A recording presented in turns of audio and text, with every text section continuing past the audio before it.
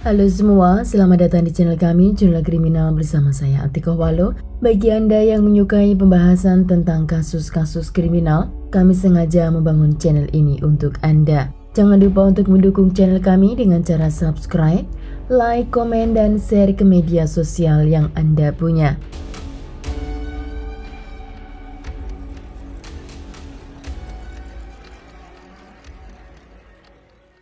Seorang wanita muda influencer di sosial media, dia bernama Verpi Kudi yang lahir pada tanggal 5 Desember pada tahun 2001 di kota London di negara Inggris. Kudi menurut keluarganya tipe anak yang selalu tersenyum, ceria dan suka bersosialita. Namun sebenarnya Kudi tumbuh dalam lingkungan yang sangat keras di mana orang tuanya selalu bertengkar dan bahkan hingga kekerasan dalam rumah tangga telah Kudi lihat sejak usianya dini. Ketika Kudi beranjak 14 tahun, dia berubah menjadi pendiam dan juga sering tidak masuk sekolah dan memilih tinggal di luar tanpa memberitahu kedua orang tuanya. Pada usianya yang ke-15 tahun, Kudi keluar rumah selama 2 minggu dan orang tuanya tidak tahu kemana dia pergi. Ayah Kudi yang bernama Muba Kudi melaporkan hilangnya anaknya ke kantor polisi. Dan setelah mendapat laporan, Social Service mencari keberadaan Kudi. Mereka menemukan Kudi namun diduga dia telah menjadi korban pelencongan. Namun polisi tidak mengungkapkan siapa pelakunya. Karena hal tersebut, orang tua Kudi kehilangan hak asuh anaknya dan Kudi dimasukkan di sebuah layanan perlindungan anak di bawah umur. 6 bulan kemudian, Kudi hamil namun Kudi sepertinya tidak menerima kehamilan itu. Dan Kudi juga tidak mengatakan siapa ayah dari anak yang dia kandung. Bayinya lahir pada tanggal 22 Maret pada tahun 2018 dan diberi nama Asia Kudi. Karena Kudi telah melahirkan seorang bayi, maka pemerintah memindahkan dari layanan rumah anak di bawah umur ke sebuah apartemen untuk keluarga muda yang disebut YMCA. YMCA di mana mereka memiliki program untuk membantu anak-anak muda yang telah berkeluarga untuk mencari pekerjaan dan memberikan dukungan secara emosional dan terus gigih menjalani hidup yang sulit. Bahkan juga terdapat bimbingan dari psikologi. Polisi mengetahui jika Kudi telah meninggalkan anaknya berulang-ulang kali sejak dia masih berusia 1 tahun di dalam apartemen itu sendirian dan tanpa ada yang mengetahui atau yang melaporkan kejadian itu. Polisi akhirnya mencari bukti berapa kali dan berapa lama Kudi meninggalkan bayinya dari kamera CCTV yang ada di gedung apartemen. Pada tanggal 23 Oktober pada tahun 2019, Kudi meninggalkan bayinya di apartemen sendirian untuk dia merayakan ulang tahunnya di Brixton selama 7 jam 18 menit. Pada tanggal 7 Oktober tahun 2019, Kudi meninggalkan bayinya lagi selama 10 jam 37 menit. Pada tanggal 9 November pada tahun 2019, Kudi keluar apartemen tanpa anaknya selama 17 jam dan 13 menit. Lalu Kudi terlihat di kamera dia kembali pulang, lalu dia keluar lagi selama 33 menit. Dan pada tanggal 23 November pada tahun 2019, Kudi keluar untuk menghadiri pesta ulang tahun dan dia juga meninggalkan bayinya di rumah sendirian dalam kurun waktu 2 hari, 5 jam dan 51 menit.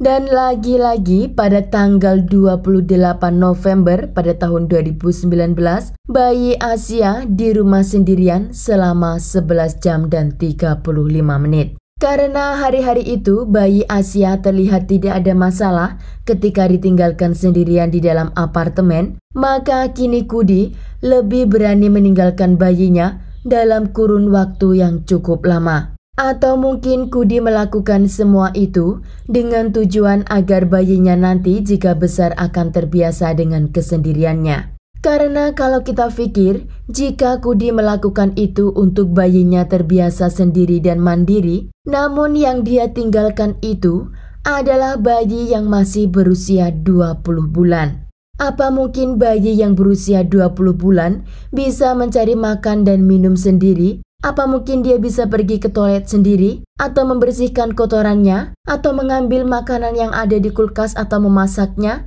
Saya lebih yakin jika Kudi melakukan itu untuk tujuan lain. Bagaimana menurut Anda? Silahkan komen di bawah. Dan inilah momen yang membuat bayi kecil Asia tidak dapat bertahan dengan keegoisan dan kebrutalan seorang wanita yang telah melahirkannya. Saya tidak akan memanggilnya ibu karena mohon maaf, dia tidak pantas disebut dengan nama ibu. Pada tanggal 5 Desember pada tahun 2019, kamera CCTV menangkap Kudi keluar dari pintu apartemen pada pukul 5.39 sore. Kudi hari itu pergi ke London karena hari itu adalah hari ulang tahunnya. Setelah keluar, Kudi bertemu dengan pacarnya dan mereka makan malam bersama dengan teman lainnya. Saat di meja makan, teman dan pacarnya menanyakan kepada Kudi kemana bayi Asia. Kudi menjawab jika bayinya sedang dijaga oleh ibunya. Sambil Kudi mengatakan jika dia telah mengirim pesan kepada ibunya untuk datang menemani Asia. Teman, pacar, dan keluarga Kudi tidak ada yang tahu jika sebenarnya Asia di rumah sendirian. Dan pada tanggal 6 Desember, Kudi bertemu dengan temannya di barat daya London.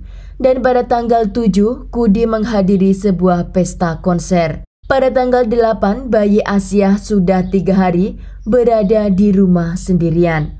Sedang Kudi di pesta itu sambil berdansa, dia membuat konten untuk sosial medianya. Kudi mengatakan jika dia sangat bahagia hari itu karena dia dapat berpesta dengan teman-temannya di hari spesialnya. Hingga pada tanggal 9 Desember, Kudi masih berpesta dengan pacar dan beberapa teman lainnya.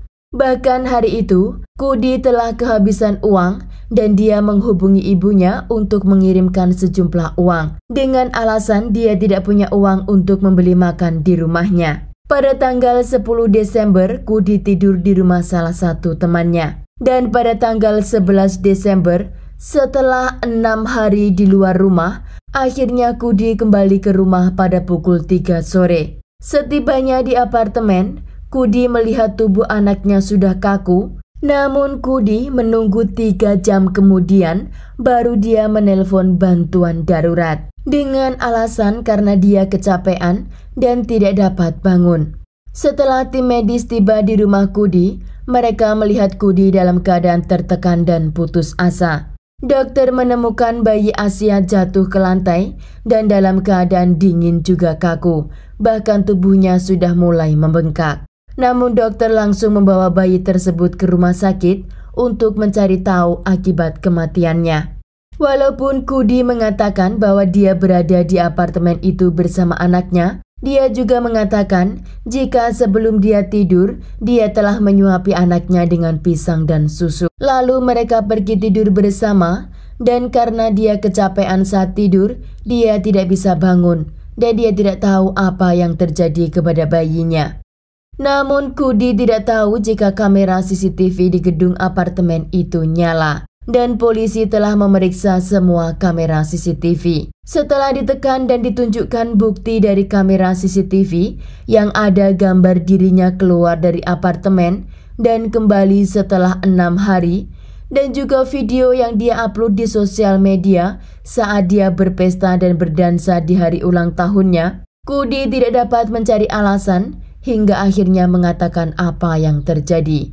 Menurut Kudi, di hari pertama dia keluar dari apartemen itu, dia akan pergi ke konser untuk menjual tiket agar mengangkat karirnya menjadi model dan YouTubers. Saat ibu Kudi dihubungi jika cucunya telah meninggal, dia sangat shock sekali dan tidak percaya jika bayi Asia harus berakhir seperti itu. Walaupun dia tahu jika Kudi adalah ibu yang tidak memiliki tanggung jawab kepada anaknya, namun tidak seharusnya bayi Asia berakhir seperti itu.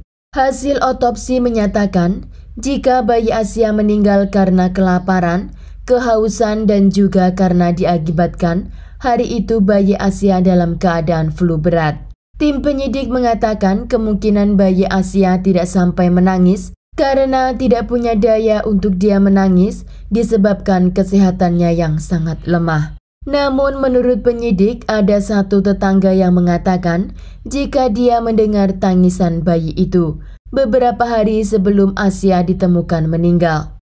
Dan saat dimintai keterangan apakah tetangga mendengar tangisan anak itu sebelumnya, mereka mengatakan tidak. Hanya beberapa hari yang lalu mereka mendengar. Kemungkinan bayi itu menangis di hari pertama hingga jatuh ke lantai. Namun karena mereka tidak tahu apa yang terjadi dengan bayi Asia, maka tetangga juga tidak melaporkan kepada polisi. Tetapi menurut saya pribadi, saya yakin jika hari-hari sebelumnya saat bayi Asia ditinggalkan sendirian di dalam apartemen dan dia juga menangis mencari ibunya, dia menangis mencari pertolongan. Namun tidak ada tetangga yang peduli dan melaporkan tangisannya itu ke pihak berwenang. Kita pasti tahu bagaimana anak menangis saat mencari ibunya dalam kurun waktu yang panjang. Dan saya yakin jika tetangga pasti mendengar suara anak itu. Tetapi setelah bayi itu meninggal, tetangga mengatakan jika mereka tidak mendengar tangisan bayi itu sebelumnya. Dia hanya mendengar tangisan bayi itu beberapa hari sebelum jasad Asia ditemukan. Menurut saya itu tambah aneh, karena bayi Asia saat terakhir kali ditinggal selama 6 hari oleh ibunya di dalam apartemen itu, dia dalam kondisi sakit, demam, dan flu. Jika dia menangis pun, tidak mungkin sampai menjerit seperti saat dia mencari ibunya di hari-hari sebelumnya. Dan bagaimana mungkin tetangga itu mengatakan bahwa dia mendengar tangisan bayi Asia? Investigasi juga menyalahkan ketua yayasan sosial di apartemen tersebut, karena ketua yayasan setiap hari harus melakukan pengecekan ke seluruh kamar di apartemen itu untuk memastikan semua dalam keadaan baik. Namun itu tidak dilakukan oleh ketua yayasan.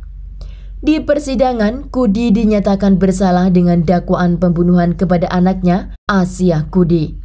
Di persidangan, Kudi memberikan pembelaan atas dakwaan itu, sambil dia mengatakan jika dalam hidupnya, sejak kecil hingga remaja, hidupnya penuh dengan penderitaan. Bukan hanya masalah ekonomi, orang tua, namun juga karena dia menjadi korban pelencongan. Dan setelah dia beranjak dewasa, dia hamil dan melahirkan anaknya sendirian, tanpa dukungan atau keluarga yang mendampinginya. Dan itu semua menjadikan dirinya memiliki masalah secara psikologi.